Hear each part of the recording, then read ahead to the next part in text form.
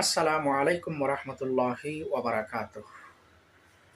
সম্মানিত দর্শক শ্রোতা, আশা করি মহান আল্লাহর রহমতে সবাই ভালো আছেন, সুস্থ আছেন। আজ জাতীয় সংসদে 2026 এবং 27 সালের জাতীয় বাজেট ঘোষিত হতে যাচ্ছে।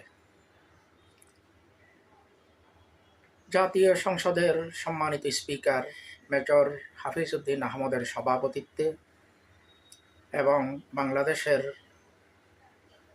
মাননীয় প্রধানমন্ত্রী জনাব তারেক রহমানের উপস্থিতিতে মাননীয় অর্থমন্ত্রী জনাব আমির খসরু মাহমুদ চৌধুরী আজ বিকালে এই বাজেট ঘোষণা করবেন। এটি বাংলাদেশের এই যাবৎকালের সবচেয়ে বড় বাজেট। 9,38,000 কোটি টাকার বাজেট আজকে জাতীয় সংসদে ঘোষণা করা হবে, উপস্থাপন করা হবে।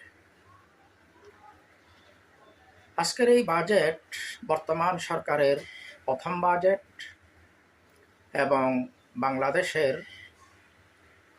55তম বাজেট।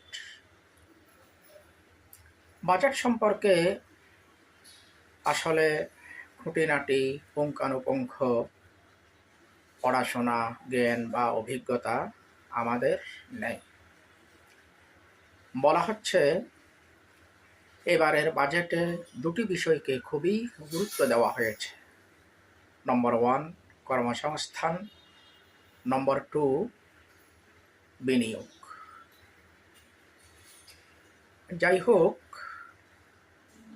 বাজেট সবসময় ঘোষণা করা হয়, সেই বাজেট বাস্তবায়ন হয়, কিন্তু কতটুকু বাস্তবায়ন হয়, জনগণ যাদের জন্যে এই বাজেট, দেশ এবং দেশের উন্নয়ন যার জন্যে এই বাজেট, সেই বাজেট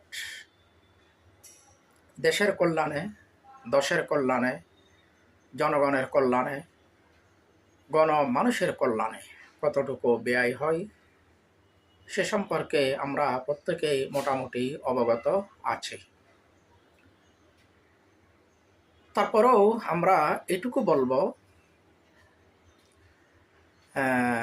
এই বাজেট যেন গরিব মারার বাজেটে পরিণত